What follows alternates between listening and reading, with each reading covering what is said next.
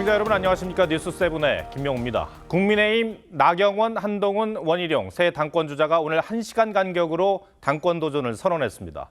총선 참패 뒤 초라한 모습이던 여당은 오늘 모처럼 높은 관심을 받았습니다. 출마 선언에서 나경원 의원은 보수 재집권을, 한동훈 전 위원장은 수평적 당청 관계, 원희룡 전 장관은 당정 간 화합, 원팀을 강조했습니다. 오늘 뉴스7에서는 새 주자의 출마 선언을 시간 순서대로 정리해드리고 메시지엔 어떤 차이가 있는지 국회 출입 기자와 함께 분석해드리겠습니다. 먼저 새 주자의 출사표는 이채림, 최민식, 이태영 기자가 차례로 전해드립니다. 가장 먼저 출마 기자회견에 나선 나경원 의원은 대선 주자가 당대표를 맡을 경우 사심이 커진다며 차기 대선에 출마하지 않겠다고 했습니다. 대권의 꿈도 정말 접을 수 없는 소중한 꿈이었습니다. 그러나 지금 당이 너무 어렵고 절체절명의 위기라고 생각을 합니다. 줄 세우고 줄 서지 않는 자신이 당을 통합할 적임자라며 정권 재창출을 이뤄내겠다고 했습니다.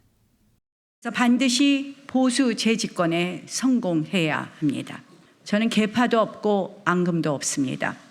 그런 제가 진심으로 윤석열 정부를 성공시킬 수 있습니다.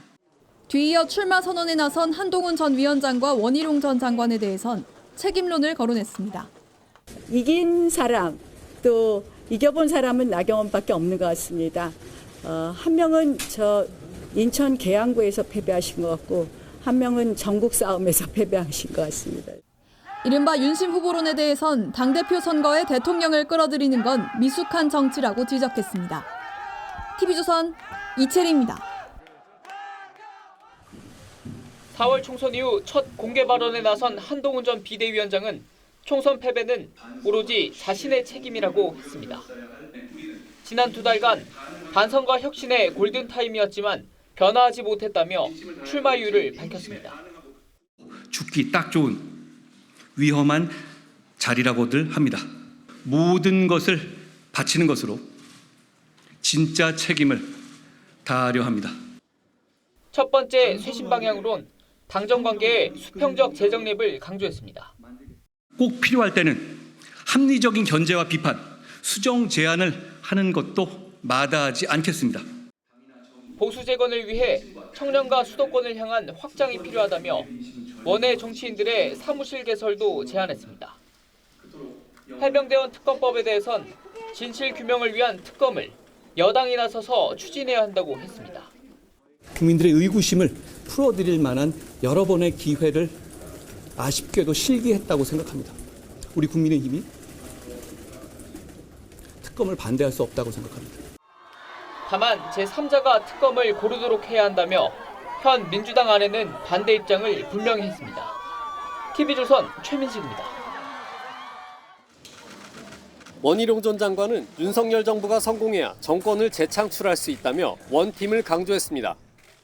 이러다가 다 죽습니다. 마지막 기회일지 모릅니다. 저 반성합니다. 여당 선거인데 대통령을 설득하지 못했습니다. 대선 과정과 인수위원회 등을 거치며 대통령과 신뢰가 있다는 점도 분명히 했습니다. 그러면서 레드팀을 만들어 취합한 민심을 대통령에게 직접 전달하겠다고 했습니다. 대통령과 신뢰가 있습니다. 당심과 민심을 대통령께 가감없이 전달하겠습니다. 다른 주자들과의 차별성을 강조한 걸로 해석됩니다. 대야 관계에 대해선 협치는 하지만 무릎 꿇진 않겠다며 야당의 폭주를 정면 돌파하겠다고 했습니다.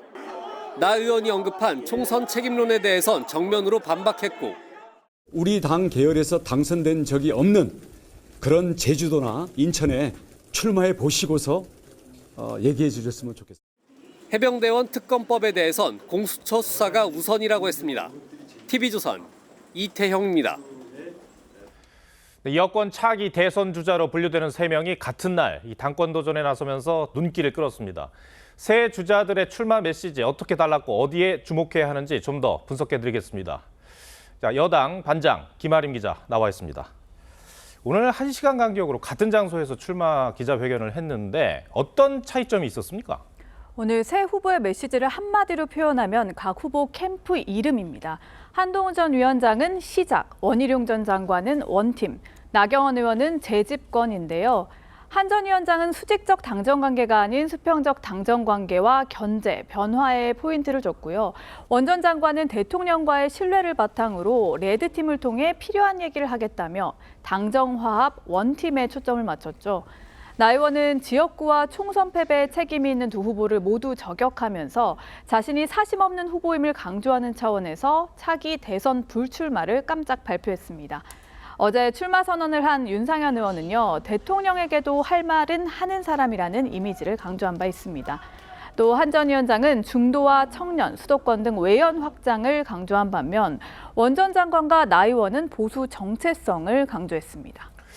좀 더 이제 구체적으로 들어가서 해병대원 특검법에 대한 입장이 궁금했거든요. 네. 강도를 치면 한 전 위원장의 발언이 가장 셌습니다.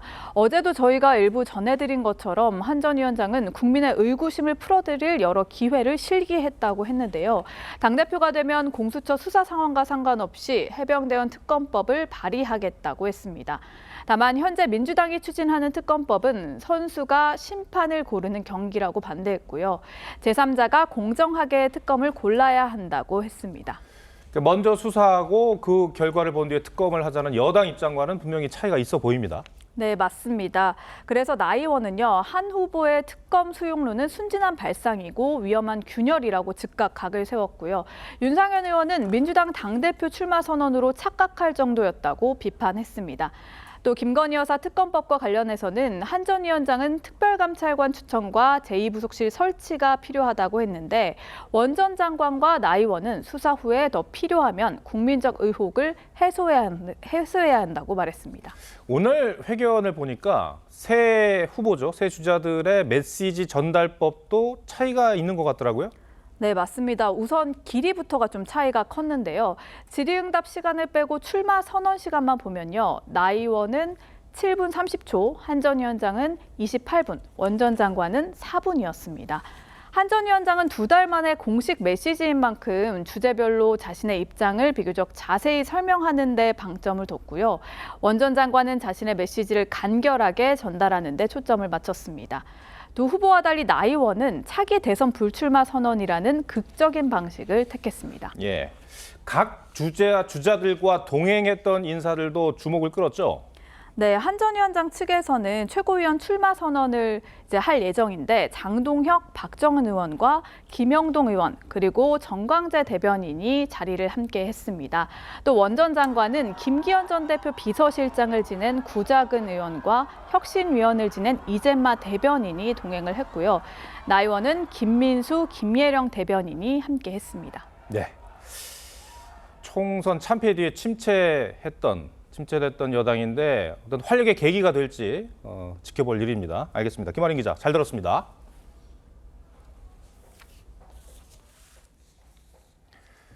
민주당이 지난 금요일 단독으로 진행한 해병대원 특검법 입법 청문회 뒤 여야가 거칠게 맞서고 있습니다. 국민의힘은 야당이 참고인들을 불러 협박, 조롱을 일삼은 무법지대였다고 비판했습니다.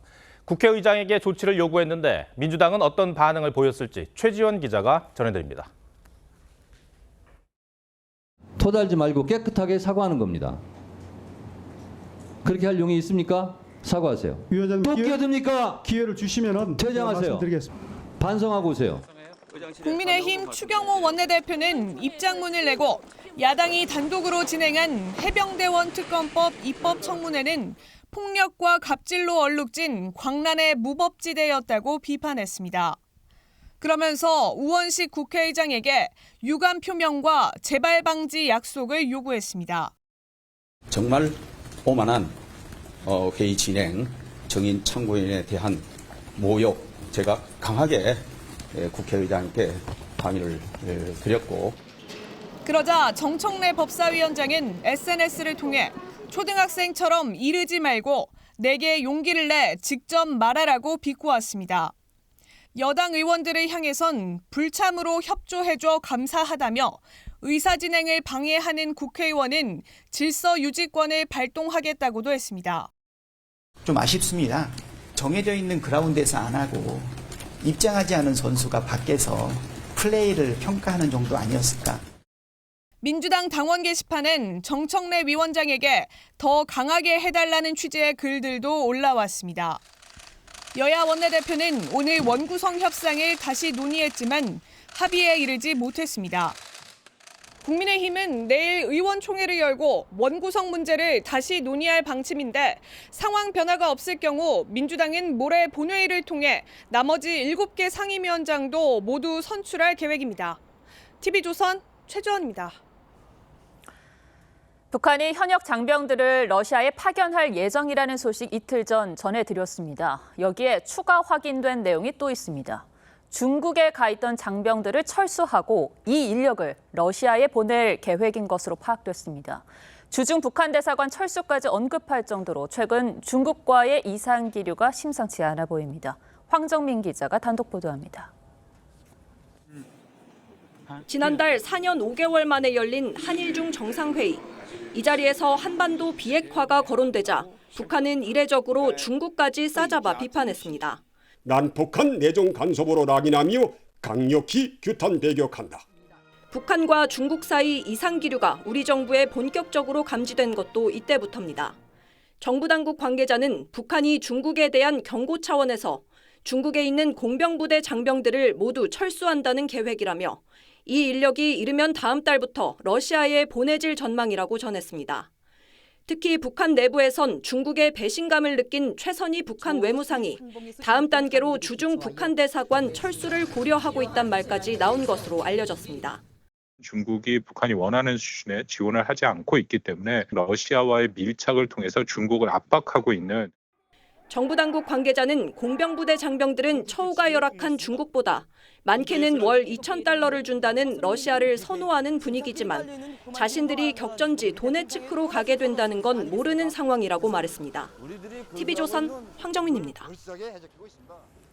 북러 밀착 분위기 속에 우리 정부도 분명한 대러 메시지를 내고 있습니다. 러시아가 이른바 레드라인에 가까워지고 있다며 북한에 정밀 무기를 준다면 우리가 우크라이나를 지원하는 데 있어 어떤 선도 없을 것이라고 했습니다. 살상무기 지원 가능성을 조금 더 분명히 한 것으로 보이는데요. 홍현주 기자가 보도합니다. в зону боевых действий на Украину, то это было бы очень большой ошибкой. Надеюсь, что этого не произойдет. 우리 정부가 지난 20일 우크라이나 무기 지원 재검토를 언급하자 푸틴이 내놓은 경고성 발언인데 대통령실 장호진 국가안보실장은 러시아야말로 북한에 정밀 무기를 지원한다면 어떤 선도 없을 것이라고 했습니다. 우크라이나의 살상 무기 지원도 가능하다는 의미로 해석됩니다. 살상 무기든 비살상 무기든 굉장히 여러 가지 이 기술적 진보나 이런 면에서 여러 단계의 조합을 만들 수 있습니다.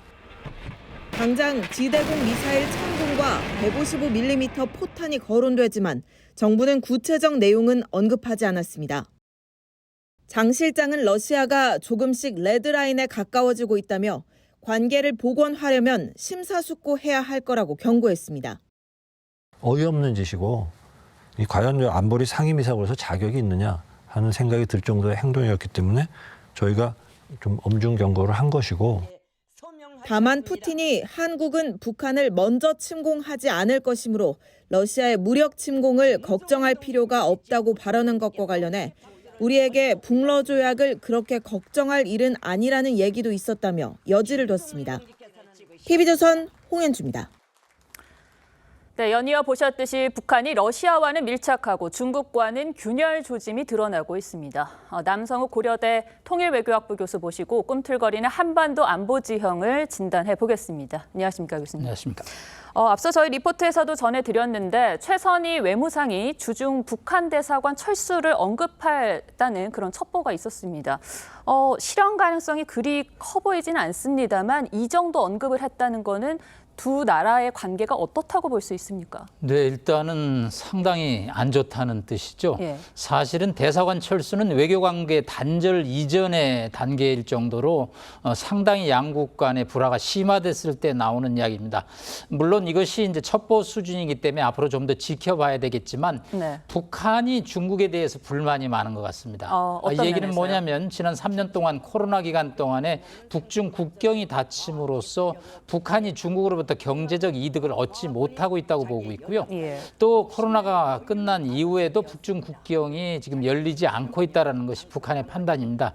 지난 4월에 자오러지 중국 공산당 서열 3위가 평양을 방문해서 김정은과 회담을 했습니다만 북한의 요구사항이 반영되지 않고 있다는 것이 평양의 평가이기 때문에 이제 이대로 간다면 뭐 대사관 철수라든가 여러 가지 관계 악화 조치를 취하겠다고 평양이 베이징에 대해서 으름장을 놓고 있는 수준이라고 평가됩니다. 네, 그러니까 북한이 불편한 속내를 좀 드러냈다라고 볼 수 있는데 중국 입장에서도 굉장히 지금의 상황이 껄끄러울 텐데도 불구하고 지금 북한과 러시아 두 나라 간의 일이라면서 원론적인 입장만 내고 있습니다. 이거를 이들과 거리를 두는 걸로 봐야 합니까? 아니면 좀 지켜보는 입장으로 봐야 합니까? 네, 중국 입장에서는 북중러 삼각 동맹 협력이라는 단어를 쓰고 싶지 않습니다. 물론 지난번에 푸틴이 당선되자마자 베이징을 방문해서 시진핑 주석과 정상회담을 하고 양국 관계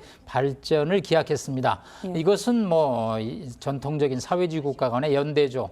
그러나 북중러가 묶인다면 이것은 반미 전선을 형성하고 반미의 연결고리인 타이완 문제가 쟁점이 되면 이것은 미국과 정면으로 부딪히는 현상이 나거든요.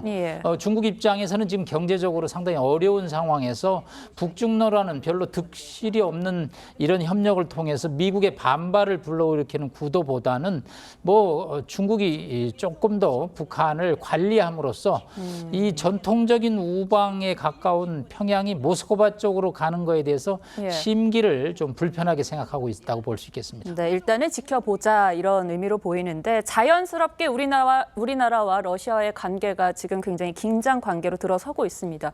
오늘 장호진 안보실장이 레드라인을 언급했거든요. 이 넘지 말아야 할 선은 어디까지로 봐야 합니까? 네, 일단 정밀무기 지원이라는 표현을 썼습니다. 즉 러시아가 북한에게 정밀 무기 지원이나 기술을 한다면 이거는 선을 넘는 거라고 본다는 거죠. 그럼 정밀 무기가 뭐냐? 주로 북한의 전력 중에서 공군력이 좀 취약하고 또 미사일 기술, 핵 잠수함 기술들이 있습니다.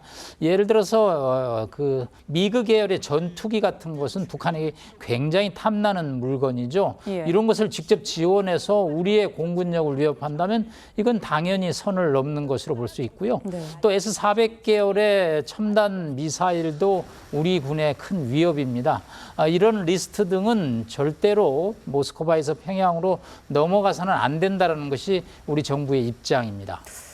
자, 지금 상황에서 러시아가 사실상 북핵을 용인한 상황이고 그래서 미국 정치권에서는 또 한국의 핵 무장론이 다시 나오고 있습니다. 이번에는 좀 다르게 진행이 되겠습니까? 네, 떠밀려 핵무장론이라는 지금 표현이 나오고 있습니다. 우리는 정작 조용한데 워싱턴의 전직 관료 또 공화당에서 이제 한국 핵무장 인정해야 되지 않느냐. 물론 핵무장이라서 우리가 핵을 바로 개발하기보다는 나토식의 핵 공유라고 그래서 미국의 핵을 우리 미군 부대에 갖다 놓고 공동 사용한다든가 해서 기존의 전통적인 확장 억제 전략만 갖고는 북한 핵 위협을 러시아가 뒤에서 서포트를 하기 때문에 막는 데 한계가 왔기 때문에 이제 나토식 핵 공유 등 다양한 방안을 좀 더 공론화하자는 바람이 워싱턴에서 불고 있기 때문에 아마 우리 한국 사회에도 상당한 영향을 줄 것으로 보입니다.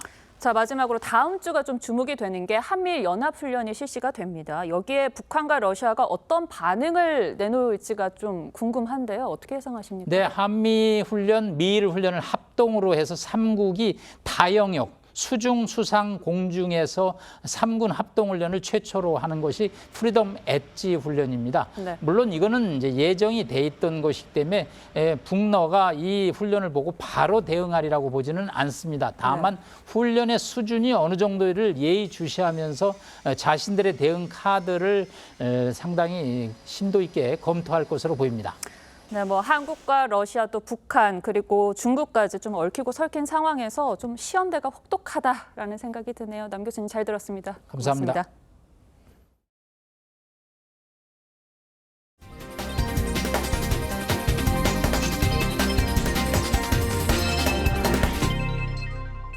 네, 지난주 서울대 의대 교수들의 휴진 철회에 이어 어제 범의료계 특위가 출범하면서 의정 갈등이 접점을 찾는 것 아니냐는 기대가 나오고 있습니다. 하지만 투기가 요구한 의대 정원 재논의에 대해 정부는 돌이킬 수 없다며 거듭 선을 그었습니다. 연세대와 울산대 의대 교수들은 오는 27일과 다음 달 4일 예정된 휴진을 그대로 강행하겠다는 입장입니다. 박재훈 기자가 보도합니다. 서울대병원은 무기한 휴진을 철회했지만 세브란스 병원은 오는 27일부터 예정대로 휴진에 돌입합니다. 안석균 연세대 의대 교수 비대위원장은 27일부터 시작하기로 한 무기한 휴진 관련 수정 여부를 논의하고 있지 않다고 했고, 최창민 울산대 의대 교수 비대위원장 역시 다음 달 4일부터 예정된 휴진 방침에 변동은 없고 방법만 고민 중이라고 했습니다. 당초 27일부터 무기한 휴진을 예고했던 의사협회는 비판 여론을 의식한 듯 최종 결정은 아직 내리지 않았습니다. 단순히 강행할 거냐 등등에 대해서 여러 가지 고민이 있고요. 고민해보고 결과는 다음 주 중에 다시 말씀드리도록 하겠습니다. 어제 본격 출범한 올바른 의료를 위한 특별위원회는 25학년도 정원을 포함한 의정협의에 참여 의사를 밝혔지만 정부는 바로 절차가 이미 마무리되었으므로 협의 대상이 아니라고 일축했습니다. 이에 올투기는 직역별 의견을 모아 체계적인 투쟁 방침을 결정할 계획입니다. 앞으로는 더욱 모든 직역 아울러서 저희들이 함께 서로 돕고 공유하고 그렇게 나가기로 결정했어요. 다음 올투기 회의는 오는 29일 오후 열릴 예정입니다. TV조선 박재훈입니다. 세간을 떠들썩하게 했던 가수 김호중 씨 사건에서 검찰은 김 씨에게 음주운전 혐의를 적용하지 못했습니다. 김 씨가 사고 17시간 뒤에야 경찰에 출석해 이 사고 당시 혈중 알코올 농도를 알 수 없었기 때문입니다. 법원이 이 비슷한 사건에서 국가 사법 기능을 해치는 행위라며 50대 피의자를 법정 구속했습니다. 주원진 기자입니다. 자신의 매니저를 대리자수시킨 혐의로 재판에 넘겨진 김호중 씨는 자신이 직접 올린 사과문에서 음주 상태에서 운전했다는 사실을 인정했습니다. 하지만 김 씨가 사고가 난 지 17시간이 지난 후에야 경찰에 출석한 탓에 혈중 알코올 농도가 0%로 나왔고 결국 음주운전 혐의는 적용받지 않았습니다. 지난해 6월 한 50대 남성도 술을 마신 채 운전을 하다가 앞에 차량을 들이받고 도주했습니다.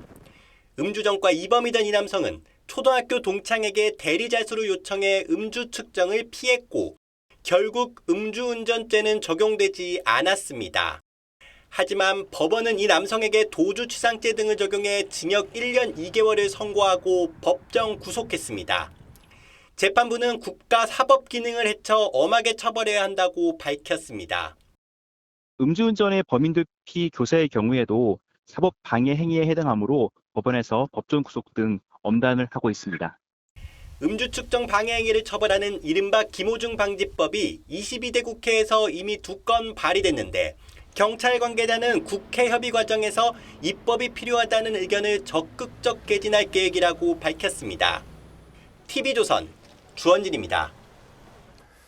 네, 앞으로 112 신고를 받고 출동한 경찰관에게 강제로 집이나 건물에 진입할 수 있는 법적 권한이 생깁니다. 현장에 도착한 경찰이 위급 상황에서 보다 적극적인 대처를 할 수 있게 된 겁니다. 전정원 기자입니다. 재작년 9월 경기도 용인의 한 빌라에서 가정폭력이 의심되는 112 신고가 접수됐습니다. 출동한 경찰은 인기척이 없다는 이유로 발길을 돌렸는데 1시간 후 가정폭력 피의자인 남편이 직접 문을 열어준 뒤에야 폭행으로 의식을 잃은 피해자 부인을 발견했습니다. 이렇게 현장 출동 시 범죄 가능성이 있음에도 강제로 진입할 구체적인 법적 근거가 없어 생기는 문제를 해결하기 위해 경찰이 다음 달부터 112 신고 처리법을 시행합니다. 112 신고 시스템이 만들어진 지 67년 만에 생긴 이 법이 시행되면 범죄로 생명이나 재산을 해칠 우려가 있다고 판단되면 경찰이 건물에 강제 진입할 수 있습니다. 또 경찰관의 긴급 조치를 방해하거나 거부하면 최대 300만 원의 과태료가 부과됩니다. 주거지 내에서 발생하는 가정폭력, 아동학대 등의 사회적 약자 사건에서 신속하게 예방할 수 있는 그런 효과가 있을 것 같고, 경찰은 또 연간 5천여 건에 달하는 장난 전화를 막기 위해 112 거짓 신고의 경우 최대 500만 원의 과태료를 신속히 부과할 방침입니다. TV조선 전정원입니다. 해외 파견 업무 중에 사망한 근로자의 유족이 근로복지공단에 유족급여를 달라며 소송을 냈지만 유족급여를 받을 수 없다는 결론이 났습니다. 법원은 이 근로자가 국내 법인의 지시를 받지 않아 국내 산재보험을 적용받을 수 없다고 봤습니다. 박한솔 기자가 보도합니다. 한 국내 대기업이 100% 출자한 중국 법인 소속 50대 근로자가 지난 2020년 7월 심근경색으로 사망했습니다. 유족들은 이 근로자가 국내 대기업에서 일하다 2019년부터 중국 법인으로 파견 근무를 간 만큼 한국 본사 지위에 따라 근무한 산재보험 대상이라며 유족급여를 청구하는 소송을 제기했습니다. 하지만 법원은 유족의 손을 들어주지 않았습니다. 재판부는 사망한 근로자가 중국 현지 법인과 근로계약을 체결했고 급여도 현지 법인에서 받았다며 한국 산재보험 적용 대상이 아니다라고 판단했습니다. 해당 대기업도 근로복지공단이 해외 근무자에 대한 산재보험 가입을 거절해 발생한 상황이라며 거리를 두자 유족들은 법원이 한국 기업의 지휘감독 범위를 너무 좁게 해석했다고 비판했습니다.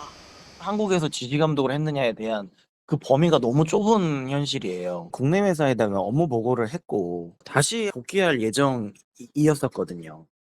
전문가들도 해외 파견 근무 동안 국내 산재보험 가입이 중지되는 것에 대한 대책 마련이 필요하다고 지적했습니다.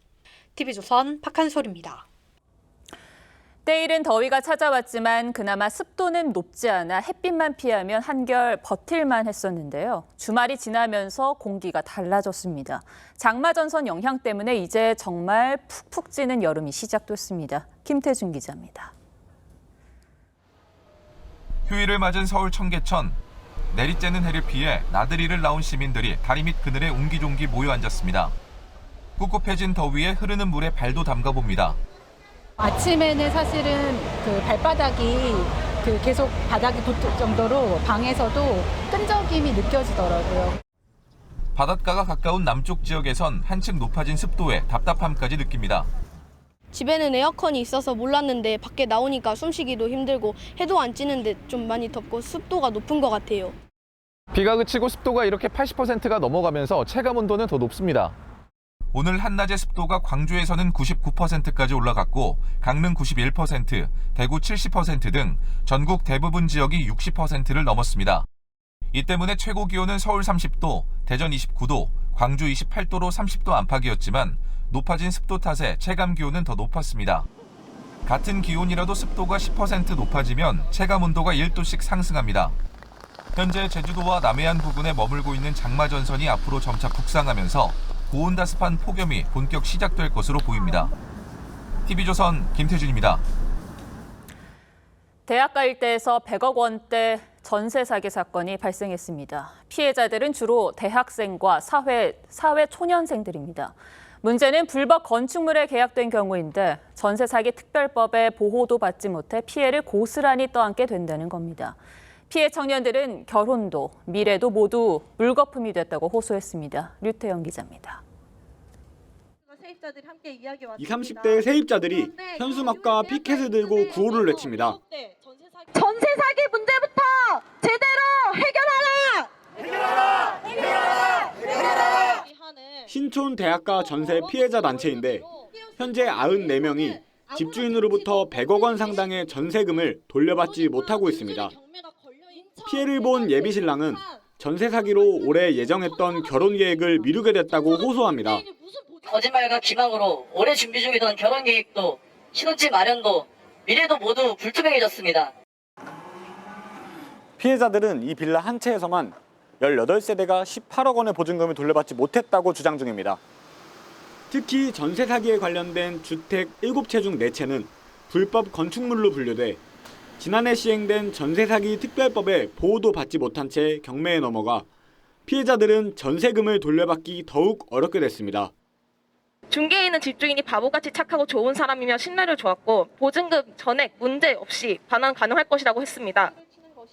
피해자들은 불법 건축물인지 몰랐다며 집주인과 부동산 중개업자들을 사기죄와 사기 방조죄로 고소했습니다. TV조선 류태영입니다.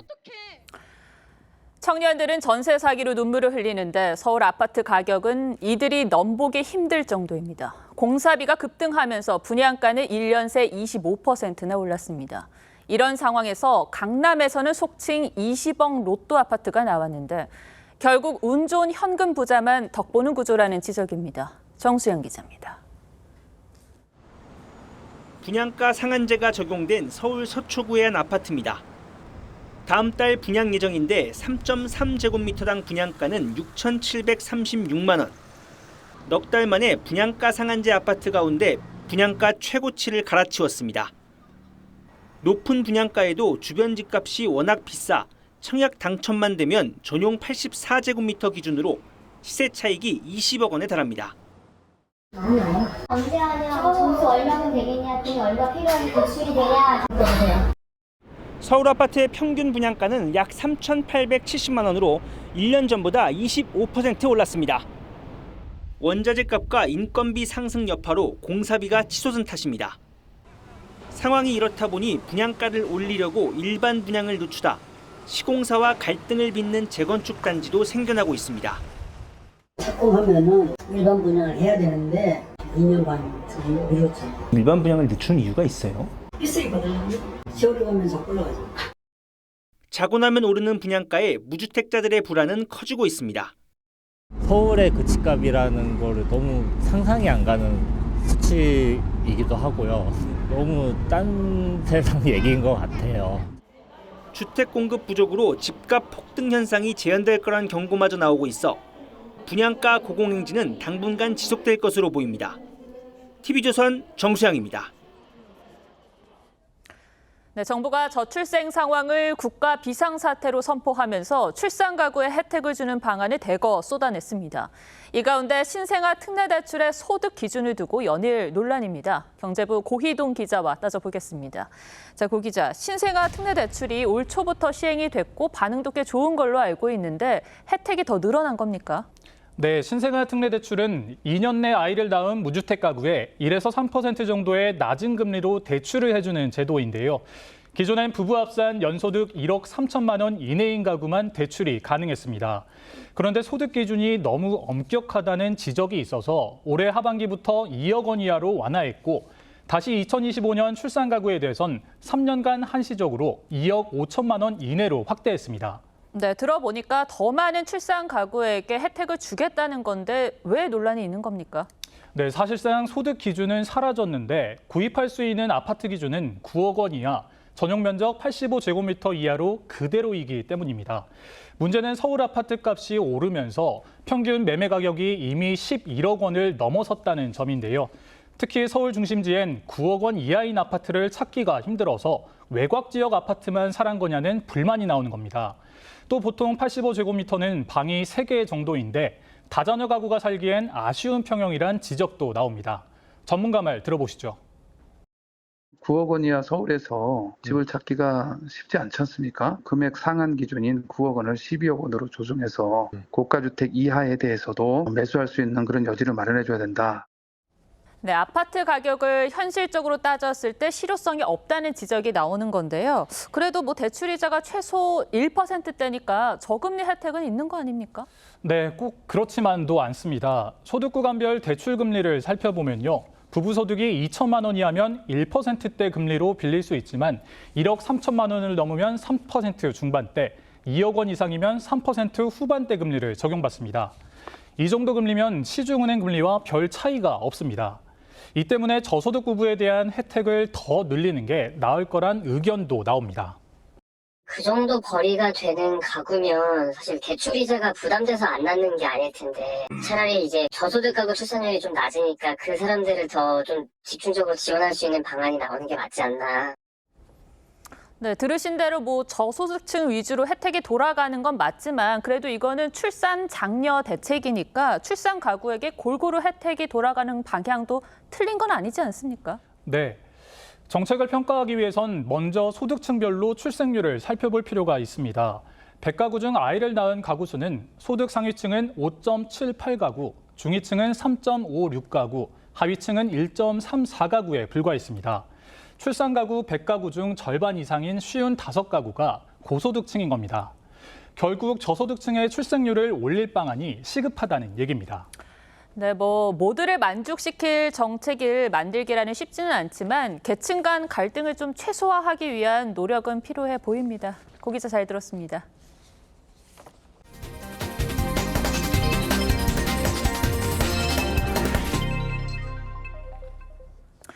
해외 관광객들이 다시 늘면서 대표 관광지인 명동 상권이 활기를 되찾았습니다. 하지만 정작 면세점은 분위기가 좋지 않은데요. 유혜린 기자가 취재했습니다. 명동 메인거리의 화장품 가게. 바구니를 가득 채운 외국인 쇼핑객들이 계산대 앞에 긴 줄을 이루고 있습니다. 因为像奥利比昂这些化妆品店可以买到更多当地的化妆品，但是呢，免税店就只有一些大牌的化妆品。 백화점 캐주얼 의류 매장도 관광객들로 북적입니다. Very interested in Korean fashion. I think so. Maybe because we see in the TV and Korean shows, you guys, you girls are very beautiful. 반면 명동 메인거리에서 불과 5분 거리의 면세점 분위기는 다릅니다. 평소 면세점 단체 관광객을 실은 버스가 서는 구역입니다. 오가는 버스는 물론 면세점을 찾는 인파도 보이지 않아 한산합니다. 코로나19 유행 전 몰려드는 단체 관광버스에 교통 혼잡까지 벌어졌던 모습과 대비됩니다. 실제로 올해 화장품 매장과 백화점 매출은 최대 200% 이상 늘어난 반면 면세점 매출은 코로나19 유행 이전 대비 절반 수준으로 낮아졌습니다. 젊은 외국인 관광객 비중이 높아지면서 쇼핑 자체보다 한국인들이 입고 즐기는 문화를 접하려는 수요가 늘었기 때문으로 분석됩니다. K컬처에 대한 체험 관광으로 그 본질이 변화해버렸기 때문에 한국의 면세점이 더 이상 매력적인 그런 쇼핑처가 되지 못하고 있다. 달라진 관광 지형에 쇼핑업계 희비도 엇갈리고 있습니다. TV조선 유혜리입니다. 육군 특수전사령부 소속 제707 특수임무단이 대테러 진압훈련을 공개했습니다. 707 특임단은 유사시 적진의 침투에 지도부를 제거하는 임무도 맡고 있어 북한에겐 두려움의 대상이라고 합니다. 차정승 기자가 취재했습니다. 707 특임단이 테러범이 장악한 버스의 유리창을 깬 뒤 동료 대원이 만든 경사로를 따라 버스 안으로 뛰어듭니다. 상황 종료까지 20초가 걸렸습니다. 이번엔 테러범이 여객기로 잠입한 상황. 섬광 포금탄을 터뜨리며 진입해 2분 만에 인질까지 구출해냅니다. 외벽을 타고 내려와 건물에 침투해 내부의 적을 소탕하는 레펠 작전도 선보였습니다. 30초 만에 테러범 9명을 제압합니다. 707의 핵심인 저격수는 300m 떨어진 적의 머리와 팔, 복부를 구분해 명중시킵니다. 적 상공을 가정한 공중 침투 훈련에선 1,500m 높이에서 군장 등 50kg을 짊어지고 시속 60km로 하강하면서도 정확한 목표 지점에 낙하합니다. 대테러 특공대로서 가장 위험하고 어려운 상황에 투입되는 부대 임무를 고려하여 훈련을 진행했습니다. 북한의 핵과 미사일 도발에 대응하는 한국형 삼축 체계 가운데 대량 응징 보복의 핵심 부대인 특전사는 적 지도부 참수 작전에 투입되는 대표적 전략 자산으로 존재만으로 대북 억제력을 갖습니다. 적이 도발한다며 즉시 강력히 끝까지 응징하도록 하겠습니다. 육군은 특전사 대원 가운데 최정예 인원을 선발해 707 특임단으로 운용하고 있습니다. TV조선 차정승입니다. 한미협정에 따라 국내에 있는 미군 기지 80곳 가운데 지금까지 69곳이 반환됐습니다. 처음 반환된 기지는 20년이 넘었습니다. 그런데 부지 활용이나 개발은 지지부진합니다. 그 이유가 뭔지 오늘 포커스는 이승훈 기자가 반환 미군 기지에 맞췄습니다. 6개의 미군 기지가 있는 동두천시. 미군 이사단 약 2만 명이 주둔했지만 지금은 병력의 85%가 평택으로 이전했습니다. 그런데도 도심의 4개 기지는 아직까지 미군에서 사용하고 있습니다. 공여지 반환은 되지 않고 지금 인구는 감소되고 있고 그다음에 상권은 무너졌어요. 매년 5,300억 원 정도의 저희 손실이. 반환된 기지의 활용은 잘 되고 있을까? 축구장 70개 크기의 춘천 캠프 페이지입니다. 반경 2km가 철제 펜스로 막혔습니다. 2005년 반환 이후 20년 가까이 빈터로 남아 있습니다. 가장 큰 이유는 토양 오염 때문입니다. 지난 2012년 1차 정화가 끝났지만 다시 오염이 발견돼 아직까지 정화 작업이 이뤄지고 있습니다. 테마파크와 공원, 도청사 이전 등 개발 방안을 둘러싸고도 논란이 반복되고 있습니다. 복합시설을 설치를 해서 이 시설로 하여금 원도심, 쇠퇴한 원도심에 대해서 경제적인 시너지 사업지 회수 방법 그리고 이자 감당 이런 것들이 굉장히 좀 어려워 보여서 하남의 캠프 콜번, 정문은 자물쇠로 굳게 잠겼고 부지는 마치 정글처럼 변했습니다. 17년 전 반환된 후 대학 캠퍼스 유치 등을 추진했지만 해당 지역이 그린벨트라 번번이 무산됐습니다. 국토부에서 그린벨트 해제, 교육부에서 학교 이전 승인 이걸 서로 먼저 해주면 해주겠다라고 핑퐁하다가 결국 그것도 무산이 됐죠. 경기도 내 51개 미군 공여구역 가운데 여의도 9개 면적인 22곳의 반환이 지난 2004년부터 최근까지 결정됐지만 개발이 완료된 곳은 광역 행정타운이 들어선 의정부 캠프시어즈 단 한 곳뿐입니다. 자치단체가 수천억 원에서 수조 원에 달하는 개발비를 감당하기 어렵기 때문입니다. 법정 경기나 이런 거 쓰고 나면 남은 돈이 그렇게 많지가 않잖아요. 시군들에서. 그러다 보니까 재원을 대는 게 쉽지가 않은 상황인 거죠. 소외된 지역 개발의 청사진으로 떠올랐던 미군기지. 반환 20년이 지나며 빛이 바래고 있습니다. 뉴스7 포커스였습니다. 미국의 미인 대회인 미스 USA에 71세 여성이 출전했습니다. 모든 연령대에 아름다움이 있다면서 출전 이유를 밝혔는데요. 앞서 아르헨티나에서는 60대 참가자가 지역 미인 대회에서 우승해 나이는 숫자에 불과하다는 걸 보여줬습니다. 서영일 기자입니다. 미스 USA는 미국의 대표적인 미인 대회입니다. 젊고 화려한 참가자들이 자신만의 매력을 발산합니다. 이 대회의 지역 예선격인 미스 텍사스에 눈에 띄는 참가자가 도전장을 냈습니다. 올해 71살인 최고령 참가자 마리사 테이유입니다.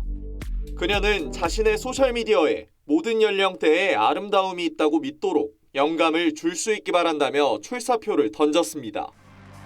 미스 유니버스 선발대회는 나이 제한 규정을 올해 폐지했습니다. 미인 대회에 고령의 참가자가 등장해 눈길을 끈 건 처음이 아닙니다. 미스 아르헨티나의 지역 예선에선 60세 변호사인 알레한드라 로드리게스가 참가해 우승을 차지했습니다. 본선 대회에선 입상하지 못했지만 도전 자체가 기쁨입니다. Todas buenas aprendizajes, aprendí mucho sobre mí, sobre lo que era capaz de hacer, lo que era capaz de dar, de lo que me podía animar y bueno, así que estoy feliz de esta experiencia. 젊은 여성들만의 전유물로 여겨졌던 미인 대회에 당당한 도전이 이어지면서 많은 격려가 쏟아지고 있습니다. TV조선 서영일입니다. 세 사람이 함께 활동하는 덴마크 출신의 유명 작가 그룹 슈퍼플렉스가 한국을 찾았습니다. 현대 사회의 여러 가지 문제를 비판적으로 조명했는데요. 박수영 기자가 소개합니다. 수직으로 쌓은 블록들. 이 조각은 인간이 아닌 바닷속 생물을 위한 작품입니다. 작은 동물이 돌틈에 알을 낳거나 몸을 숨길 수 있도록 고안해 예술 작품이 인간만을 위한 것이란 통념을 뒤집었습니다. 아무것도 그려져 있지 않은 텅 빈 캔버스. 자세히 들여다보면 검은색 막대가 희미하게 눈에 들어옵니다. 신용카드의 마이크로칩 패턴을 확대한 것으로 보이지 않게 세상을 움직이는 자본주의 시스템을 은유합니다. 1993년 결성된 덴마크의 괴짜 3인조 슈퍼플렉스는 지금 여기에 꼭 필요한 메시지를 내놓는 데 집중합니다. 2020년대 그들의 관심은 기후위기와 자본주의 비판에 닿아 있습니다. We want the audience to get this glimpse of the system that is behind everything. I mean, our capitalistic current system is it's all over the place. Sometimes it's very visible, other times it's not. 작가들은 우리가 사는 곳을 반성적으로 돌아보고 인간이 다른 종과 어떤 관계를 맺어야 하는지 깊이 생각해봤으면 한다는 바람을 전했습니다. TV조선 박소영입니다.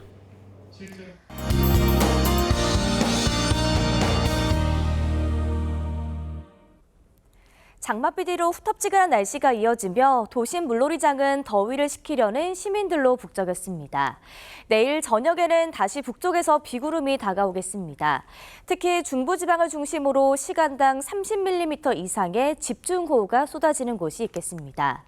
내일까지 예상되는 강수량은 수도권과 충청에 최대 60mm 이상, 그 밖의 지역은 5에서 40mm의 비가 예상됩니다.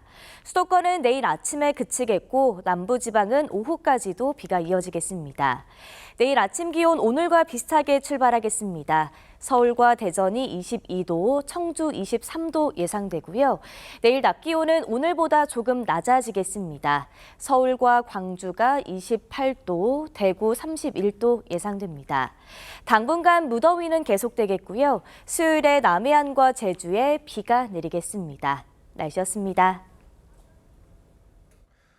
푸틴이 24년 만에 북한을 찾았는데 처음부터 기이했습니다. 모두가 잠든 새벽 2시가 넘은 시각. 저 시간에도 한 나라의 정상이 상대국에 도착하는구나 싶었습니다.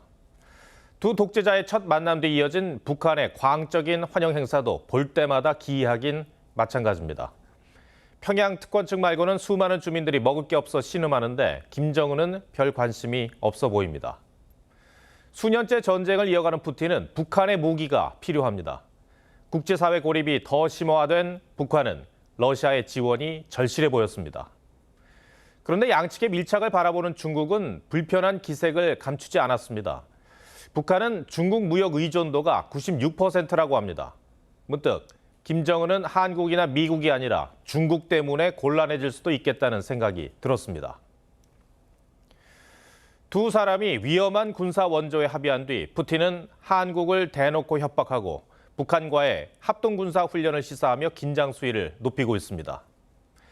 철저히 실리를 따지는 영악한 외교와 강한 국방력만이 답이란 점을 또 말해 못하겠습니까? 시청해주셔서 고맙습니다.